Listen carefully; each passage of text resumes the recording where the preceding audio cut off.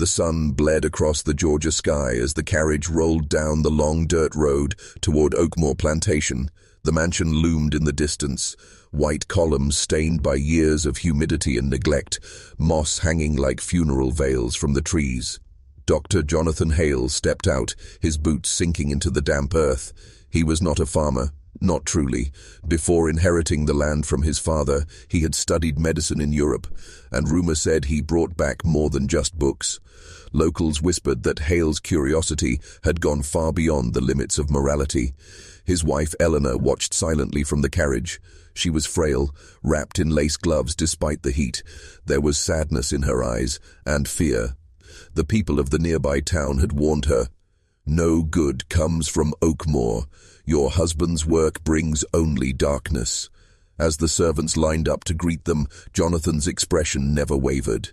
"We will bring progress to this land," he said. "We will create life where nature has failed." The words hung heavy in the air. That night, as the sun sank behind the cypress trees, strange lights flickered in the basement windows of Oakmoor, and from deep within the walls came the faintest sound. Not quite human, not quite beast, but something alive. The cursed experiments had already begun. The morning at Oakmoor began like any other, humid, heavy, and filled with the hum of insects that never seemed to rest.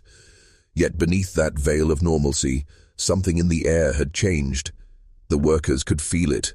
The plantation had gone still, as though holding its breath. Amos, the oldest hand on the estate, was the first to notice. While sweeping the veranda, he heard soft thuds echoing from beneath the floorboards. At first he thought it was the sound of rats, but the rhythm was too slow, too deliberate. It almost sounded like a heartbeat. He pressed his ear to the wood and planks. The vibration ran through his bones. And then came the whisper, a faint, breathy word he couldn't make out. He stumbled back, muttering a prayer under his breath. By noon, the whispers had spread across the house. Servants complained of hearing voices in the walls. The kitchen fire refused to stay lit, and the well water turned cloudy, reeking faintly of iron. Eleanor noticed it too. Her teacup trembled in her hand as she sat by the window. When Jonathan returned from the cellar, his clothes were dusted with white powder, and his eyes shone with an unnatural light. "You'll soon see," he told her. "The miracle is close." That night, Eleanor could not sleep. She wandered down the main hall, barefoot, guided by the flicker of candlelight. At the far end of the corridor, she saw that the door to the cellar was slightly open, something Jonathan always forbade. She hesitated, then descended the narrow stairs. The smell hit her first, a mixture of copper, mold, and something sweet, almost like rotting fruit. Lanterns burned dimly along the walls, revealing rows of glass jars filled with preserved organs and pale shapes suspended in fluid. She stepped closer and gasped. Inside one of the larger jars, something twitched. Eleanor stumbled backward, her candle falling to the ground. The flame flared, and for a moment she saw it clearly, a human shape, but not quite human. Its eyes opened, milky white, and watching her from the glass. From the darkness of the cellar, Jonathan's voice emerged, calm and measured. "You shouldn't be here, my dear. They're still learning to breathe." Eleanor turned to run, but something behind the jars moved, something large. The sound of rattling chains filled the room, and for the first time, she realized the whispers weren't coming from beneath the floorboards. They were coming from inside the walls. 3 days passed, and the tension at Oakmoor grew thick enough to choke on. The plantation workers moved in silence, eyes darting toward the manor windows where strange shadows danced at night. One by one, people began to vanish. First, it was Samuel, a stable boy barely 16. He'd gone to fetch water from the well before dawn and never came back. By the time the others found his bucket, it was floating in the dark water. The handle bent, as if something with immense strength had crushed it. Then, that evening, Martha from the kitchen disappeared. The only thing left behind was her apron, lying at the foot of the cellar door, soaked with something thick and dark. Amos and the others whispered of curses. Some said the master was feeding something down there, something not meant to live. Others swore they saw pale figures moving across the fields at night, dragging long shadows behind them. Eleanor tried to confront Jonathan. "People are vanishing, Jonathan. You promised me this was about medicine." He turned to her slowly, his face half hidden in candlelight. "It is about medicine," he said. "It's about perfection, but perfection demands sacrifice." That night, Eleanor awoke to the sound of heavy breathing outside her door. The handle turned once, twice. The end stopped. She held her breath, her heart pounding in her chest. A faint scratching began on the wood, like nails or claws trying to trace her name. When dawn broke, the scratching marks were still there, deep grooves burned black at the edges. Outside, near the edge of the swamp, Amos found footprints, human, but wrong. The toes were too long, and the steps sunk too deep into the soil, as though the thing walking had been heavier than any man. He followed them until they vanished into the mist.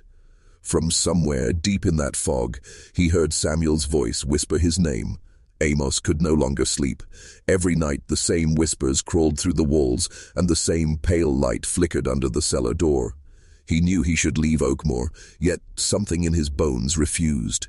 Perhaps fear, or perhaps the strange pull of curiosity that doomed every soul who lived there. Late one night, when the wind howled through the cypress trees, he crept toward the cellar steps. The house was silent except for the ticking of the old clock and the distant murmur of Jonathan Hale's voice echoing below. Amos descended slowly. Each step creaked like a warning. The smell of chemicals and decay hit him, thick and sour. He saw jars lined along the walls, filled with cloudy fluid and things that twitched when he passed. At the far end of the cellar, a heavy wooden door stood chained and sealed with iron bolts. Strange symbols were burned into the wood, circles, letters, and markings that made his head ache to look at. He leaned closer. From behind the door came a sound like breathing, slow and uneven. "Master Hale," Amos whispered. No answer, only the breathing grew louder, and then came a deep, guttural moan that did not belong to any man. Suddenly a hand shot through the crack in the door, grey, veined, and clawed. Amos stumbled back, his lantern crashing to the floor. Flames licked across the ground, throwing wild shadows on the walls. Jonathan appeared from the darkness, his eyes wild. "You fool!" he shouted, slamming the door shut and bolting it again. "You have no idea what you've done." Amos tried to speak, but his words tangled in terror. "What's in there, master?" Jonathan's expression softened for a moment, almost pity. "It was meant to be life," he said quietly, "but I brought back something else." He turned away, whispering to himself as the flames died down. The cellar sank back into silence. But that night, long after everyone had gone to bed, the chains on the forbidden door began to rattle again, this time on their own. And then the whisper turned into a scream. The morning sunlight felt wrong at Oakmoor. It broke through the windows like knives of gold, slicing across dust and dread alike. Eleanor had not slept. Her mind was still caught on the echo of rattling chains she'd heard through the floor the night before. Jonathan had left early, taking a cart toward the nearby town, muttering about needing more supplies. She knew what that meant. He was looking for more test subjects. When he was gone, Eleanor entered his study. She had been forbidden to ever go there, which was exactly why she had to. The air inside was thick with old smoke and the faint, sharp tang of formaldehyde. Papers lay scattered across the desk, sketches of bones, diagrams, of human anatomy, and strange notes written half in Latin, half in a language she didn't recognize. She found the leather-bound journal beneath a stack of letters. It was old, the cover cracked and edges blackened as though it had been in a fire. Inside, the pages were filled with spidery handwriting, her husband's, but wilder, less human. To transcend death, one must master the art of rebirth. The European scholars called it alchemy. I call it progress. Eleanor turned the pages with trembling fingers. There were sketches of human figures, incomplete and distorted. Some bore more than one set of limbs, others had no eyes. At the back of the journal, a few pages were written in a different hand, older, more precise. The name at the bottom sent a chill through her spine. Dr. A.V. Kraus, Vienna, 1836. She remembered that name. Jonathan had once spoken of Kraus as a legend, a scientist obsessed with reviving the dead. He'd vanished after a fire destroyed his laboratory, but the final entry was Jonathan's own. The ink was darker, fresher. Subject 7 survived the transfusion. The host shows signs of partial awareness, but the voices grow stronger. They call my name from within the walls. Kraus was right. Every miracle demands a soul. Eleanor's breath caught in her throat. She dropped the journal and staggered back. The sound of footsteps came from the hall, slow, dragging, deliberate. She turned toward the door, but it wasn't Jonathan who stood there. It was Amos, pale and trembling. His eyes darted toward the floor. "Ma'am," he whispered, his voice breaking. "They say one of them got out." Before she could speak, a low groan echoed from somewhere beneath their feet, followed by the unmistakable sound of wood splintering. The sound from beneath the house grew louder as the day wore on. By nightfall, the whole mansion seemed to tremble under its own heartbeat. The walls groaned, the floors sighed. It felt as if Oakmore itself was alive and restless. Eleanor and Amos met in secret by the servants' quarters near the back of the estate. Amos carried a lantern and an old iron key he had stolen from the study. His hands shook as he spoke. "There's another door," he whispered. "Behind the wine racks, ma'am. Leads under the house." Eleanor didn't hesitate. The cellar reeked of decay when they entered, the same scent of blood and chemicals that haunted her dreams. The forbidden door remained bolted, but Amos led her past it to a hidden latch carved into the stone. He pulled, and part of the wall swung open with a low groan. Behind it stretched a narrow tunnel, rough-hewn and slick with moisture. The walls glistened with moss, and the air was colder than the grave. They followed it, their footsteps echoing like ghosts in a hollow chest. After several minutes, the tunnel opened into a vast underground chamber. Rotted beams jutted from the ceiling like ribs of a dead beast. And there, along the walls, were cages, dozens of them. Eleanor raised her lantern and gasped. Inside the cages lay twisted bodies, some human, some not. A few still breathed, their eyes flickering open at the light. One reached out, its fingers grey and trembling. "Help us," it whispered. The voice was dry, barely human. Amos stumbled backward, clutching the lantern to his chest. "Dear Lord above." But Eleanor couldn't look away. Her husband's voice echoed in her mind. To create life where nature has failed. These were his creations, the subjects he had written about. Suddenly, a scraping sound echoed from the far corner. A shadow detached itself from the wall, crawling toward them. It was larger than the rest, its movements jerky and wrong. Eleanor screamed as it lurched forward, the lantern's light revealing its face, or what was left of one. Half flesh, half bone, stitched crudely together by Jonathan's hand. Amos swung a shovel lying nearby, striking it across the shoulder. The creature shrieked and retreated into the darkness. "Go!" Amos cried. "We have to leave before the master returns." They ran through the tunnels, the echo of their footsteps chased by distant groans and the rattle of chains. When they finally burst back into the cellar, Eleanor slammed the hidden door shut. But as she did, she noticed something new. The forbidden iron door, the one Jonathan had chained, now hung open. And from the shadows behind it came the sound of slow, wet breathing. The night Jonathan returned, the air over Oakmore was unnaturally still. Even the cicadas had gone silent, as if the earth itself was holding its breath. The carriage rolled to a stop before the mansion, its lanterns swinging gently in the dark. Jonathan stepped down, his boots coated with red mud that looked too thick to be only soil. Eleanor watched from an upstairs window, her heart pounding. She and Amos had locked the tunnel behind them, but she knew Jonathan would sense what they had done. He always knew. He entered the house without a word. Servants scattered at his approach. His eyes, once cold and calculating, now burned with feverish intensity. He went straight to his study, slamming the door behind him. By Sam. Moments later, the muffled sound of drawers opening and papers shuffling filled the hall. Eleanor crept downstairs, her bare feet silent on the polished floor.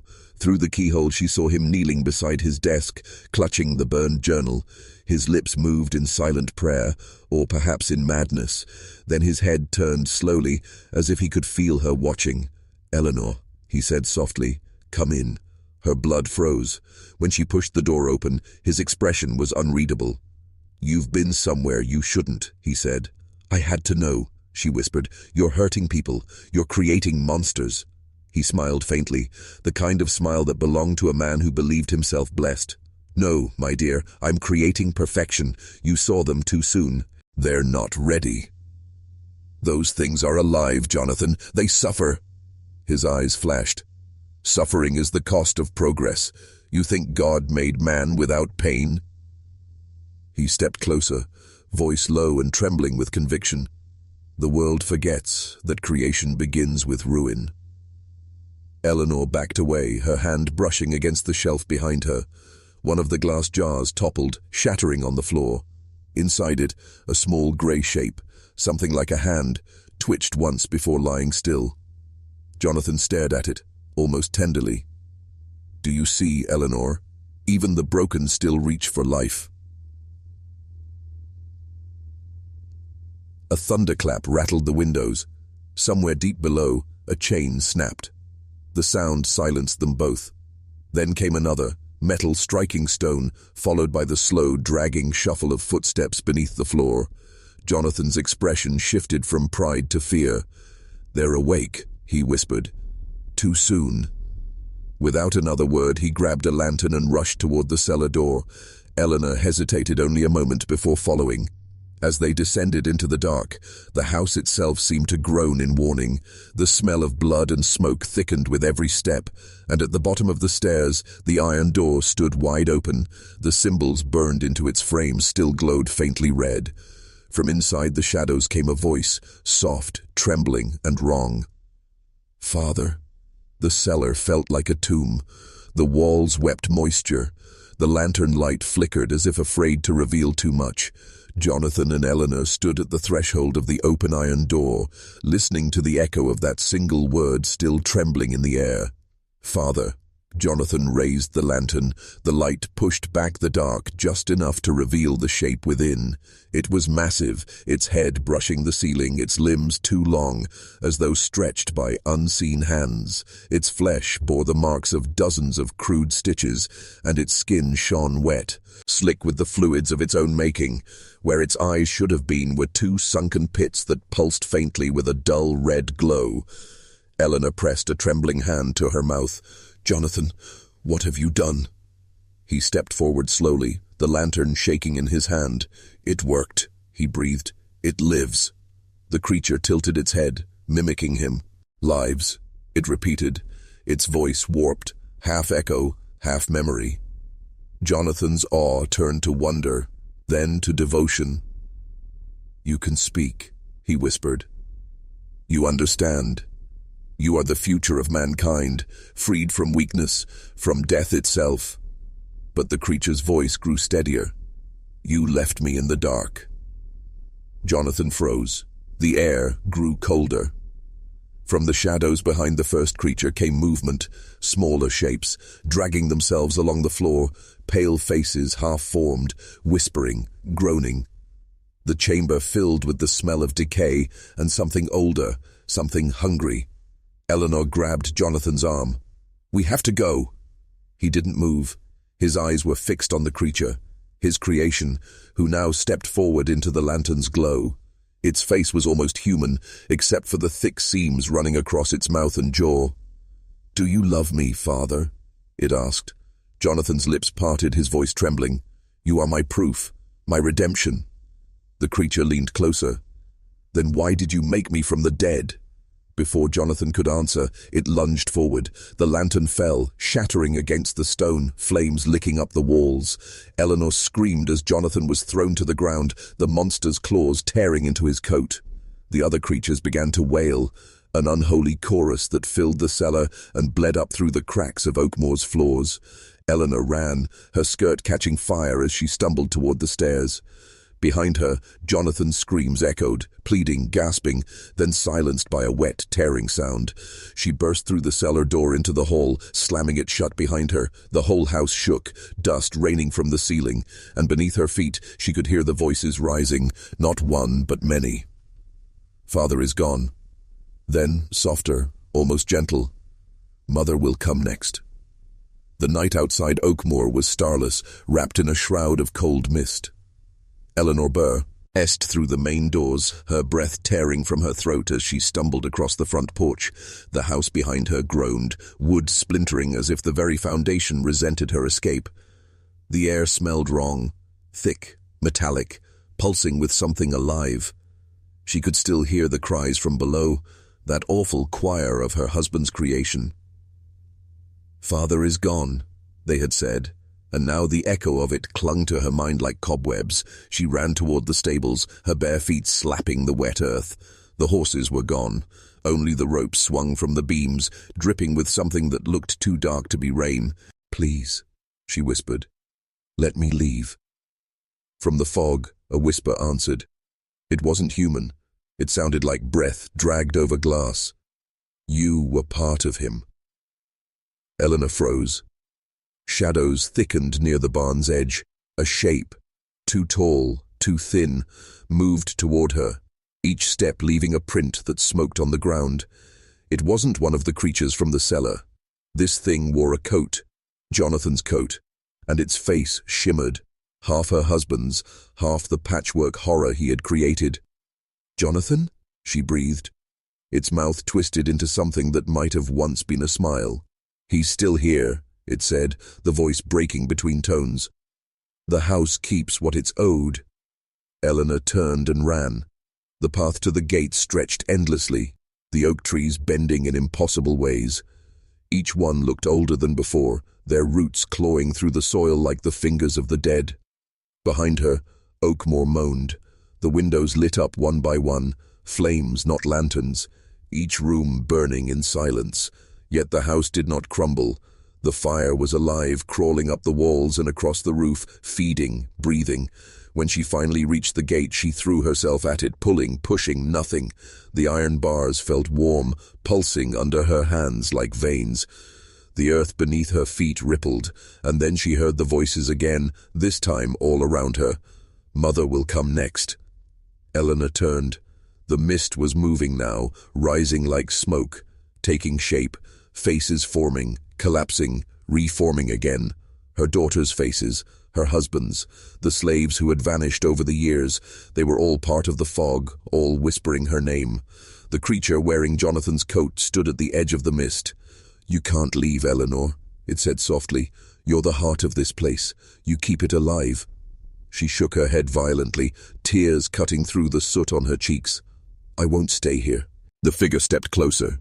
"You already are." The ground beneath her split open. A rush of light, red, hot, endless, poured out. She screamed as the mist wrapped around her, pulling her down, whispering lullabies in a dozen broken voices. And then the night fell silent again. When the sun rose over Oakmoor, the plantation looked untouched. The grass was still, the house unburned. But from the upper window, a pale hand could be seen resting on the glass, its fingers tapping softly, as if waiting for someone to come home. When the year turned, and the frost melted over the Georgia hills, a stranger arrived at Oakmoor. His name was Samuel Granger, a former soldier turned land broker, with ambitions bigger than the decaying South. The plantation had been abandoned for months, the locals whispering that it was haunted, though none could say by what. Samuel didn't believe in ghosts. He believed in property. The day he first rode through the broken gates, the air was still as glass. The manor stood proudly, unchanged by time or neglect, its shutters straight, its walls clean, as though someone had been caring for it. But there were no servants, no footprints in the soil. He dismounted, brushing dust from his coat. "Well," he muttered, "seems I've inherited a miracle." Inside, the house greeted him with silence. The parlor smelled faintly of lavender and smoke. Dust motes drifted in slanted beams of light. On the grand staircase, the banister gleamed as though freshly polished. Samuel touched it and flinched. The wood was warm, almost alive. He drew back his hand and chuckled uneasily. "Rot, that's all." He began his inspection, moving room to room. The library was immaculate. The portraits stared down at him, solemn men and women in colonial dress. One, near the fireplace, caught his attention, a stern man with cold eyes and a pale wife beside him. Jonathan and Eleanor Whitmore, the nameplate read. "They do look the part," Samuel whispered. That night he decided to stay in the master bedroom. The bed as made, the linens folded with a precision that didn't belong to an abandoned estate. The fireplace flared to life the moment he struck a match. He poured himself a drink and sat by the fire. The night air pressed heavy against the windows, and a soft wind sighed through the chimney. Then, tap. He looked up. Another tap. At the window, a pale hand rested against the glass. Samuel blinked. The hand withdrew, leaving no mark. He stood, moving to the window. The courtyard below was empty, the moonlight spilling silver across the cobblestones. He chuckled again, though the sound felt hollow. "I'm hearing things, that's all." But when he turned back to the room, the fire had dimmed to a faint red glow, and someone had placed a teacup on the table beside his chair. Steam rose from it. Samuel froze. "Who's here?" The silence deepened, like the house itself was listening. He picked up the cup. It was hot. The porcelain trembled slightly in his hand, as if it were breathing. A voice, almost a whisper, drifted from the corner of the room. "Welcome home, Jonathan." Samuel spun around, the cup shattering on the floor. No one stood there, but the portrait of Jonathan Whitmore above the hearth had changed. The man's eyes, once calm and painted, now stared down in lifelike fury. And where Eleanor had once been painted beside him, there was only a smudge of black, like someone had burned her from the canvas. The fire roared suddenly, bright and wild. The smell of lavender turned to ash, and somewhere deep beneath the floorboards, something began to move. Oakmore was waking up again. Morning broke over the estate like a grey sigh. The fog hung heavy, refusing to lift even as the sun crawled higher. Samuel Granger hadn't slept. His mind replayed the night before in flashes. The voice, the moving portrait, the teacup that appeared from nowhere. He told himself it was fatigue. Stress. The old house was playing tricks, yet something inside him whispered otherwise. As he walked through the hall, the boards creaked softly, too softly, as if whispering beneath his steps. The air was colder near the east wing, where the portraits of the Whitmores watched him with oil-painted eyes. At the end of the corridor, a door he'd never noticed before stood slightly ajar. The brass handle was polished, untouched by dust. He hesitated, then pushed it open. Behind it lay a narrow staircase spiraling down into darkness. A faint metallic smell, iron, rust, something else, rose from below. He lit a lantern and descended. Each step echoed like a heartbeat. The deeper he went, the damper the air became, the walls slick with condensation. At the bottom, the stair opened into a long chamber carved from stone, lined with shelves of glass jars. Inside the jars floated things that once might have been alive, deformed embryos, animal organs, plants that pulsed faintly as though breathing. Notes were scattered across a long table, chemical formulas, sketches of human anatomy, scribbled words like continuation and sacrifice. Samuel exhaled slowly. Good Lord. Then he saw the centerpiece of the room, a large cylindrical tank sealed and half-filled with cloudy liquid. Something floated within it, a shape too big to be animal, too wrong to be human. He stepped closer. The liquid rippled, though the tank was still, and then the eyes opened. Two glowing, milky orbs fixed on him through the haze. A voice, muffled by the glass, rumbled low and guttural. "Why, did you wake me?"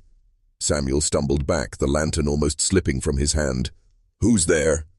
The figure inside shifted. The liquid swirled violently, slapping against the tank walls. Papers flew from the table as if caught in a sudden wind. The voice deepened. "You are not him." The glass began to crack, thin spiderweb lines crawling across the surface. Samuel turned and ran for the stairs. Behind him came the sound of bursting glass and something wet dragging itself across the floor. He climbed, 2 steps at a time, heart pounding. The air grew colder. He could feel it chasing him, that presence breathing down his neck. He burst into the hallway, slamming the door shut and throwing his weight against it. The silence afterward was deafening. Then, 3 slow knocks from the other side. He backed away, trembling. until he hit the opposite wall. His eyes darted to the portraits again. Jonathan Whitmore's painted mouth had changed. It was smiling now, and the word continuation glowed faintly across the bottom of the frame, as if written in fire. By afternoon, the fog had thickened to the color of ash. The estate stood silent, the trees bent in unnatural stillness. Samuel packed his bags with shaking hands. He didn't care about the papers, the deed, or the whispers of fortune.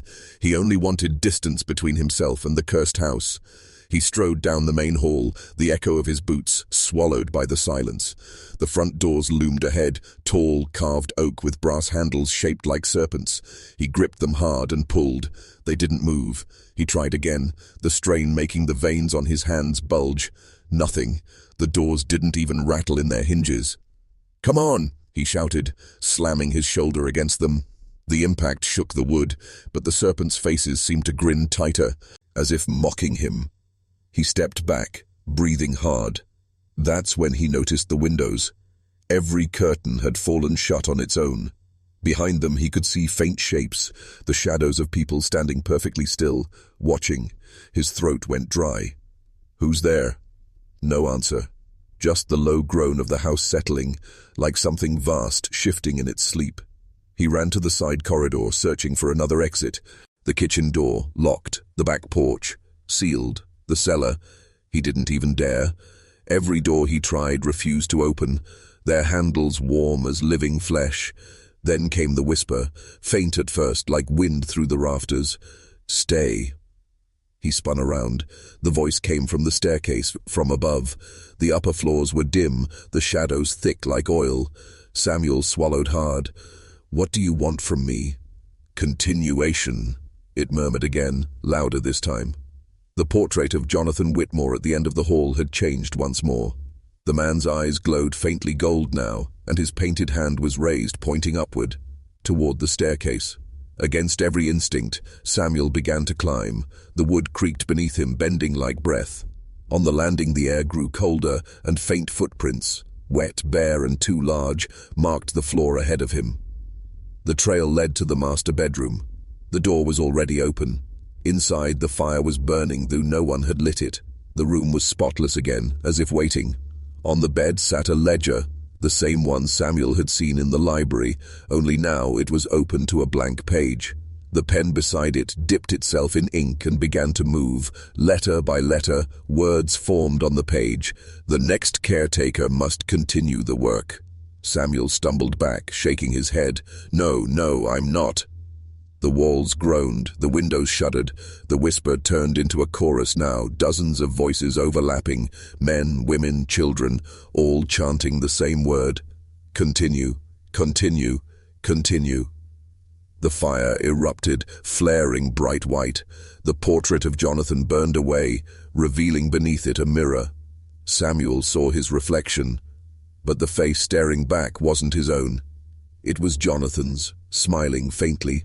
He screamed and threw the mirror to the ground.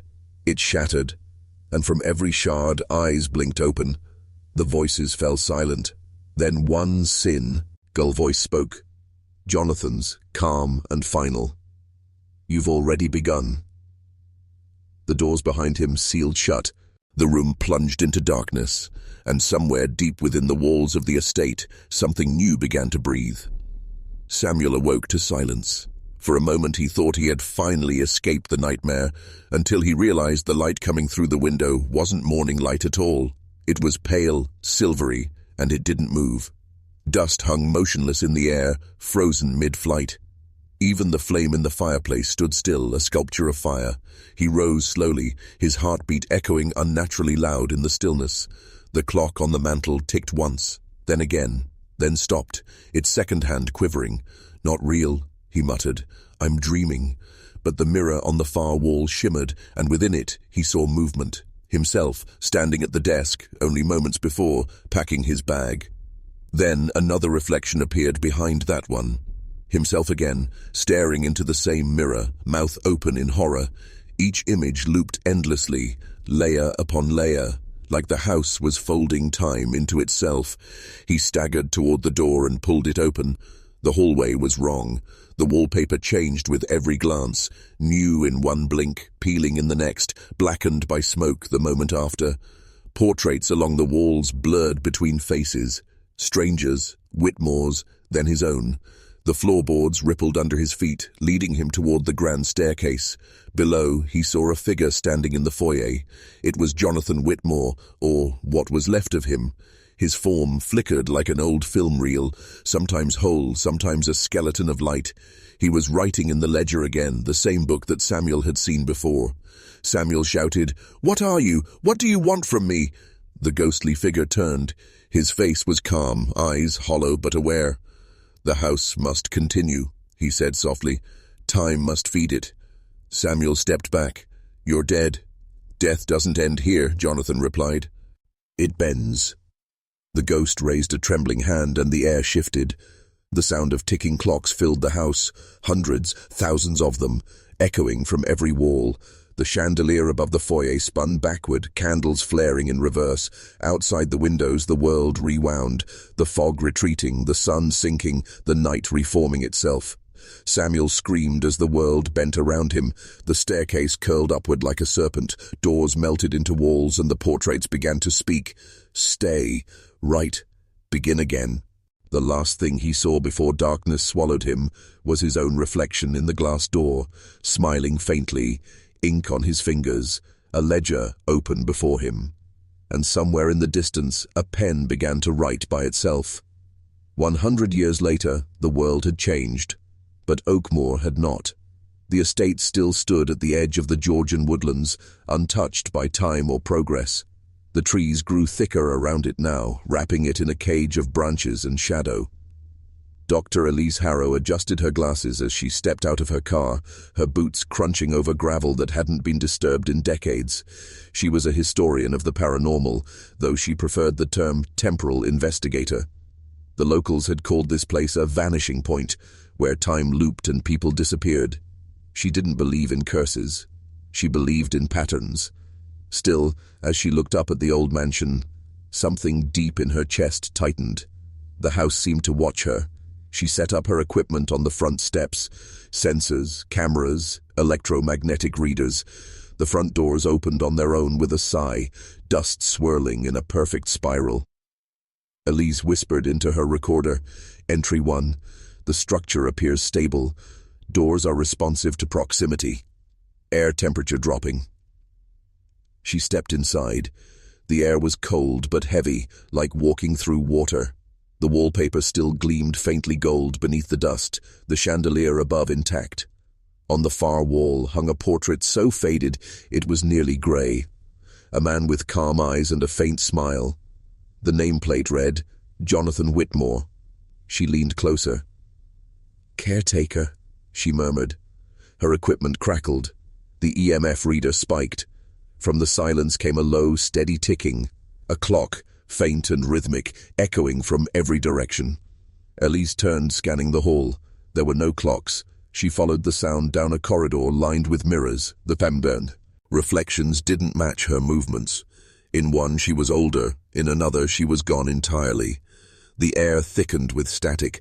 At the end of the hall stood a door, slightly ajar. Inside was a study, a desk covered in dust, except for one object, a leather-bound ledger, open to a page that looked newly written. Elise lifted it carefully. Her gloved finger traced the most recent entry. Caretaker number 37, Samuel Granger. Status, complete. And beneath it, a fresh line began to form on its own, ink bleeding up from the paper. Caretaker number 38, Dr. Elise Harrow. Status, pending. Her breath caught. The pen resting beside the book rose slowly, twisting in the air like a puppet pulled by invisible strings. She dropped the ledger and backed away, but the door behind her slammed shut, sealing with a deafening thud. The clocks stopped ticking. The air went still. Then, softly, the whisper returned, dozens of voices layered together, speaking in perfect unison. "Welcome home." The light in her camera flickered red. Every mirror in the room turned black, and deep beneath the floorboards, something began to move again, slow, patient, as if time itself were stretching to greet its new keeper. The silence that followed the whisper felt alive. Dr. Elise Harrow's breath came in sharp, shallow bursts as her flashlight flickered and died. The room was plunged into darkness, absolute suffocating darkness. She fumbled for her backup light, but before she could switch it on, a faint glow began to pulse beneath the floorboards, blue and rhythmic like a heartbeat. Elise crouched down, tracing the faint cracks in the wood. A cold current seeped through, whispering against her fingertips. The heartbeat grew louder, steadier. Then she heard the clocks again, not ticking forward, but backward. Every clock in the mansion had started to unwind. Her recorder switched on by itself, its light blinking red. A distorted version of her own voice played back. Caretaker, number 38, status, pending. Elise froze. "No," she whispered. "That wasn't... I didn't..." Then, faintly, another voice answered her through the static. A man's voice. Calm, slow, weary. "You shouldn't have come here." She knew that voice. She'd heard it in recordings in the old research files from the 1920s. Samuel Granger. "Samuel," she called out, turning toward the sound. The darkness thickened. The walls around her pulsed faintly, shifting like lungs breathing. A door appeared ahead where there hadn't been. In one, tall, narrow, glowing faintly blue around the edges. She approached slowly. The door opened on its own. Beyond it stretched a corridor made entirely of glass. Beneath her feet and above her head, no ceiling, no floor, just swirling clouds of light and shadow, looping endlessly in motion. Frozen fragments of time hung suspended in the air, a child laughing, a fire burning backward into cold ashes, a man signing a contract with trembling hands. As Elise stepped forward, she realized every figure she saw was one of the caretakers, all 37 before her, caught in a moment of terror, reaching out for escape that never came. "Dr. Harrow," she turned sharply. Samuel Granger stood in the corridor, his clothes decades old but his eyes lucid, too human for a ghost. "You're trapped," he said. "The house uses us. Each of us becomes part of its cycle." Elise shook her head. "Then help me stop it." "You can't stop it," Samuel whispered. "You can only choose what you give it." He raised a trembling hand toward her. "If you walk forward, you'll take my place. If you turn back, it will take your time instead." She hesitated. Behind Samuel, the corridor rippled, dozens of ghostly faces emerging from the glass, whispering her name. Ahead of her, the blue glow grew stronger, pulling her forward with gentle force. Her mind raced. Researcher instinct warring with fear. If this is a loop, then somewhere there's an entry point. A break. She stepped forward. The air shimmered. Samuel's expression changed. Surprise, then sorrow. "Elise." The corridor shattered like glass, exploding in a blinding flash of light. She was falling. Through fire, through fog, through 100 frozen moments of time. Until suddenly she was back in the study, the ledger open before her. But the handwriting on the page was hers. Caretaker number 38. Dr. Elise Harrow. Status, in progress. And in the reflection of the window she saw Samuel standing behind her, smiling faintly, as if freed. The clock started again, the house exhaled, and Oakmore's curse continued.